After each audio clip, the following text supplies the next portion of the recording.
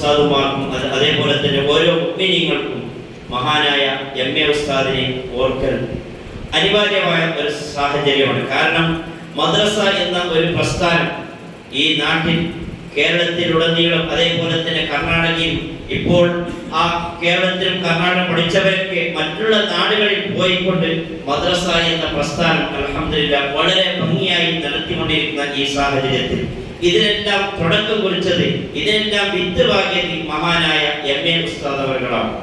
കാരണം എം.എ. ഉസ്താദ് ഒരു കാലത്ത് ഇവിടെ ധാർമ്മിക പഠനം വളരെ പിന്നോക്കമായ സാഹചര്യത്തിൽ മഹാനായ എം.എ. ഉസ്താദ് ഒരു ലേഖനം എഴുതുകയാണ്.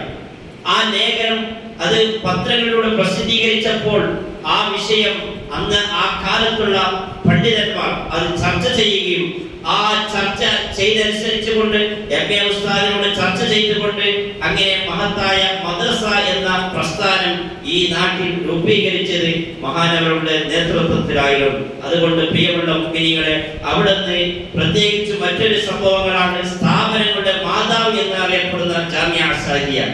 ഈ ജാമിഅ സഅദിയ അറബിയ എല്ലാ സ്ഥാപനങ്ങളും കേരളത്തിൽ വരുന്നതിന് മുമ്പ് ആദ്യമായി തുടക്കം കുറിച്ച ഒരു സ്ഥാപനമാണ് മഹത്തായ ജാമിഅ സഅദിയ അറബിയ എന്നുള്ളത്. മർകസുൽ മുഹിമ്മാത്തും മഅദിനും മറ്റുള്ള ഏത് സ്ഥാപനവും അതിനൊക്കെ മാതാവായി കണക്കാക്കുന്നത് ജാമിഅ സഅദിയ എന്ന മഹത്തായ സ്ഥാപനത്തെയാണ്. അതുകൊണ്ട് പ്രിയമുള്ള മുഅ്മിനീങ്ങളെ, നമുക്ക് ഓരോരുത്തർക്കും മദ്രസ പഠിച്ച ഓരോ മുഅ്മിനീങ്ങൾക്കും ആ സ്ഥാപനത്തോടും ആ ഉസ്താദിനോടും വലിയ കടപ്പാടുണ്ട്. അതുകൊണ്ട് നമ്മളാൽ കഴിയുന്ന സമയങ്ങൾ ഉപയോഗപ്പെടുത്തിക്കൊണ്ട് ഇന്നും നാളെയും മറ്റന്നാൾ നടക്കുന്ന ആ മഹത്തായ സ്ഥാപനത്തിലേക്ക്, ആ സമ്മേളനത്തിലേക്ക് നാം എത്തിപ്പെടുകയും ആ സമ്മേളനത്തിൽ നാം ഭാഗമാക്കുകയും ചെയ്യണമെന്ന് ഈ സാഹചര്യത്തിൽ പ്രത്യേകമായി ഓർമ്മപ്പെടുത്തുന്നു. അല്ലാഹു സുബ്ഹാനഹു വ തആല ആ ഉസ്താദിന്റെ ബറക്കത്ത് അല്ലാഹു നമ്മുടെ നാട്ടിലും വീട്ടിലും കുടുംബത്തിലും നമ്മുടെ പ്രസ്ഥാനങ്ങളിലും നമ്മുടെ മദ്രസകളിലും അല്ലാഹു നിലനിർത്തി തരുമാറാകട്ടെ. അവിടുത്തെ ബറക്കത്ത് നമ്മുടെ എല്ലാ ഹലാലായ ഉദ്ദേശങ്ങളും അല്ലാഹു പൂർത്തീകരിച്ചു തരുമാറാകട്ടെ.